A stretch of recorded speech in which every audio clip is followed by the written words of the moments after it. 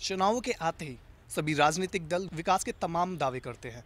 साथ ही जो सत्तारूढ़ दल होते हैं अब तक के कराए हुए वादों से विकास के बारे में बताते हैं और साथ ही आने वाले समय के लिए ये बताते हैं कि उनका क्या प्लान है।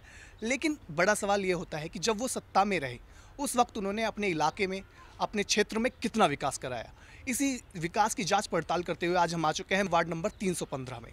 आप यहाँ देख सकते हैं ये कि गोपालपुर गांव का इलाका है और गांव में जिस तरह से आमतौर पे आपको देखेंगे कि सड़कें बनी हुई नज़र आती हैं, लेकिन यहाँ की जो हालत है दिल्ली में होने के बावजूद यहाँ की हालत बिल्कुल बदतर में है। आप देख सकते हैं चारों तरफ नालियाँ बनी हुई नहीं हैं, सड़कें भी टूटी हुई हैं। साथ ही जो बात की जाती है जब एमसीडी इलेक्शन के दौरान की साफ़ सफाई, और दिल्ली में आप जानते ही हैं कि जब साफ़ सफाई के तमाम सरकारी दावे किए जाते हैं, इसके बावजूद हर साल डेंगू से या दूसरी बीमारियों से लोग इवन मर भी जाते हैं। लेकिन सरकार उनसे कितना जागरूक होती है, उनसे क्या सबक लेती है, ये बड़ा सवाल होता है। और इसी बात की बानगी आज यहाँ वार्ड नंबर 315 में देखने को मिल रही है। आपने जैसा कि यहाँ देखा चारों तरफ सड़कें टूटी हुई हैं, नालियाँ उखड़ी हुई हैं और लोगों के लिए जाने का कोई बंदोबस्त नहीं है। साथ ही साफ़ सफाई की तो बात ही नहीं है। ऐसी तमाम चीज़ें हैं जो यहाँ की मुख्य समस्याएं हैं।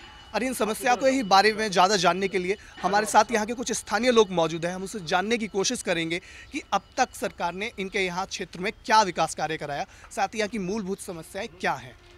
सबसे पहले आपका नाम क्या है? स्कूल है यहाँ से कई। आपका नाम? मेरा नाम प्रीतम सिंह। प्रीतम सिंह जी, आपके इलाके की बात की जाए तो सबसे अहम जो समस्याएं हैं वो क्या है? समस्या हमारे यहाँ प्राइमरी स्कूल है जिसमें 200 बच्चे पढ़ते हैं और नालियों में गिरते पड़ते वहाँ पर पहुँचते हैं। रास्ता है ही नहीं और नालियाँ भी नहीं है। पानी रोड पे ऐसे बह रहा है जैसे 100 साल पहले गाँवों में भी नहीं बहता था।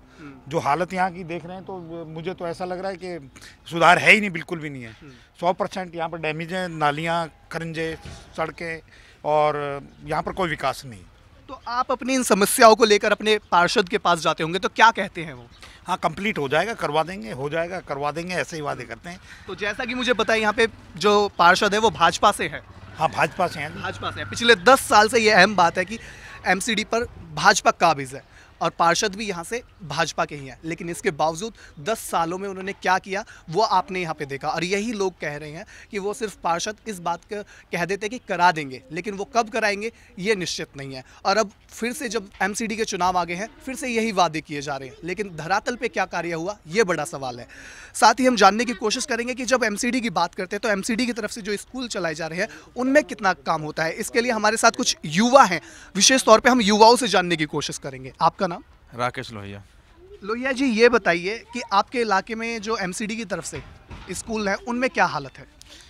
हालत इतनी गंदी है कि देखो, नाली टूटी पड़ी, सामने स्कूल है, बारिश एक भी हो जाए तो बच्चे स्कूल पहुंचते ही नहीं पहले बात तो यहाँ पे। और बीमारी इतनी है, सामने देखो कोई नाली नहीं है, सामने इतना मच्छर हो रहा है यहाँ पे। टोटल ऐसे ही पड़ा हुआ है यहाँ पे। रोड पता नहीं कितने सालों से नहीं बना यहाँ पे। हर साल इलेक्शन में यही होता है कि अभी रोड बन जाएगा। कुछ दिन पहले यहाँ पे बीजेपी के कोई ऐसे बड़े नेता आए थे, वो पास कर गए थे इसमें यहाँ पे, और कि ना रोड बन जाएगी, अभी तक रोड बनी नहीं यहाँ पे।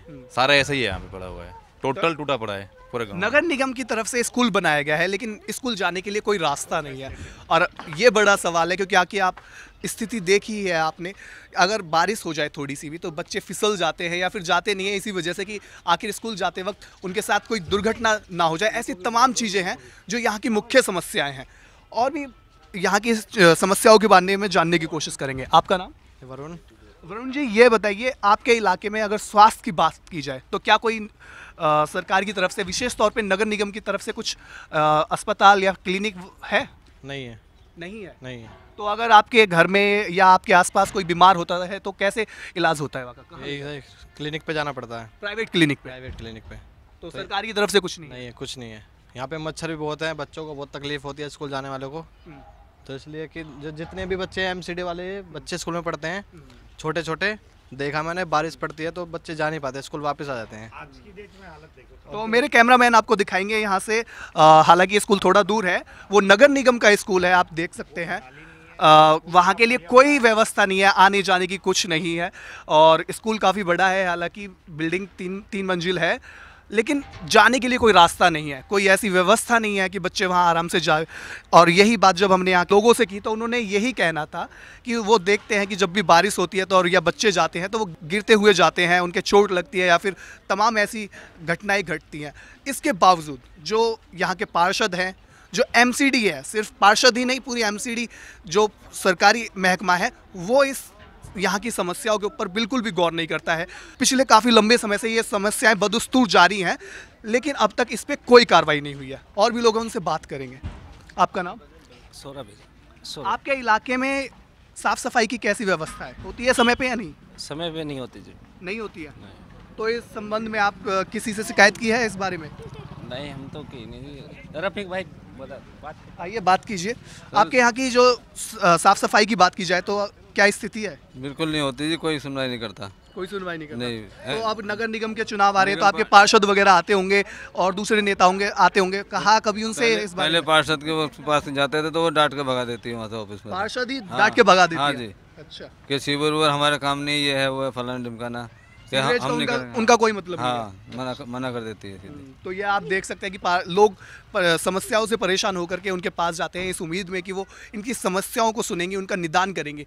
लेकिन पार्षद जो है, हम इस बात को नहीं कहते, लेकिन लोगों का यही कहना है कि वो डांट कर भगा देती है। कुछ लोगों का ये भी कहना है कि वो सिर्फ झूठे उन्हें ये बोल देते कि हाँ ठीक करा देंगे, लेकिन प्रॉपरली कुछ एक्शन नहीं लिया गया। और यही यहाँ की बड़ी समस्या है कि यहाँ पे ना तो साफ़ सफाई होती है, ना ही जो स्वास्थ्य की बात है, स्वास्थ्य के क्षेत्र में भी कोई खास काम नहीं है। कैमरा पर्सन गौतम के साथ मैं अंकित नागर, नेशनल दस्तक, दिल्ली।